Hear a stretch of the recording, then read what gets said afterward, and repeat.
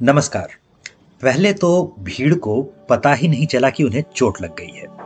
फिर जब नाक से खून बहने लगा तो उन्होंने अपने आसपास मौजूद नेताओं कार्यकर्ताओं से बर्फ मांगी। बर्फ नहीं थी। तो अंततः उन्होंने अपने बैग से रुमाल निकाला और बहते खून को पोंछ लिया। भीड़ में मौजूद लोगों ने पत्थर बरसाना बंद नहीं किया था। नहीं, इंदिरा गांधी ने अपना भाषण रोका।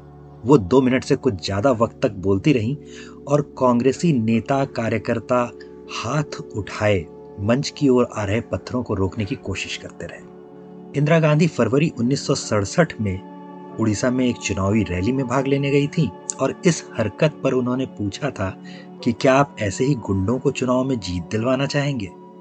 उस दौर में उड़ीसा स्वतंत्र पार्टी का गढ़ हुआ करती थी और ये पार्टी कांग्रेस की सबसे बड़ी विरोधी पार्टी थी।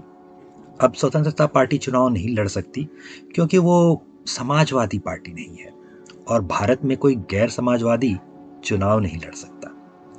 खैर, तो हम लोग इंदिरा गांधी की बात कर रहे थे और वो नाक टूटने पर रुकी नहीं थी। इसके अगले ही दिन चुनावी रैली के लिए वो पटना पहुंच गई। पट्टी बांधकर उन्होंने चुनाव प्रचार किया और उस वर्ष 15 से 21 फरवरी के बीच मतदान थे। चुनाव लड़ने या राजनीति करने में कांग्रेस और इंदिरा गांधी की क्षमता का अंदाजा लगाना है तो इस बात से लगाइए कि ये पत्थर चलाने की घटना उन्हें चुनाव में फायदा ही दिलवा रही थी।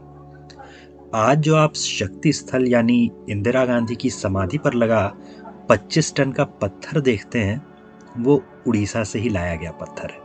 नाक के लिए खासी चर्चित रही उनकी पोती को नाक टूटने से कुछ नया सूझ जाए तो आश्चर्य की बात नहीं होगी। अगर हालिया राजनीति की ही और बात करें तो आपका किसी नेत्री की नाक के अलावा इस बात पर भी ध्यान जा सकता है कि इंदिरा गांधी के तरीकों को और कई कांग्रेसी नेताओं को भी हड़प लेने में एक दूसरे दल के नेता की खासी रुचि रहती है। इंदिरा गांधी जैसे रेडियो के प्रयोग गांव-गांव तक अपनी बात पहुंचाने के लिए करती थी, वैसा ही माननीय प्रधानमंत्री मोदी जी ने मन की बात के जरिए किया है। बिजली के गांव-गांव पहुंच जाने से वो अब टीवी और मोबाइल फोन के जरिए भी गांव तक आसानी से पहुंच जाते हैं। अगर मोदी समर्थकों और विरोधियों का अंतर समझना है तो एक बार राजीव गांधी और एलटीटीई को याद कर लीजिए।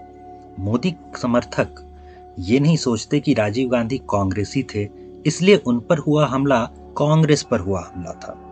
वो इसे देश पर हुआ हमला मानते हैं और आराम से एलटीटीई को आतंकी संगठन समझते हुए एलटीटीई का स्पष्ट और मुखर विरोध करते हैं। इसकी तुलना में मोदी विरोधी नॉट माय पीएम जैसे किसी मुगालते में जीते हैं। पता नहीं क्यों भारत में रहने खाने के बाद भी भारत का प्रधानमंत्री उनका प्रधानमंत्री नहीं होता। विरोधियों की इस नीचता से आगे बढ़कर अगर नेताओं में अंतर को देखें तो ऐसा ही अंतर वहां भी दिख जाएगा।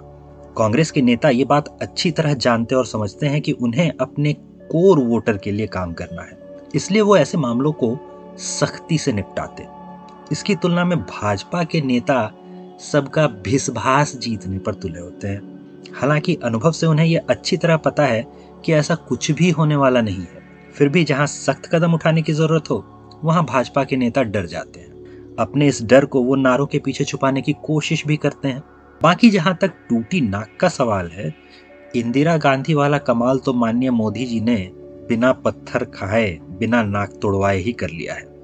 दादी जैसी नाक किसी और के लिए रहने देते हैं। धन्यवाद।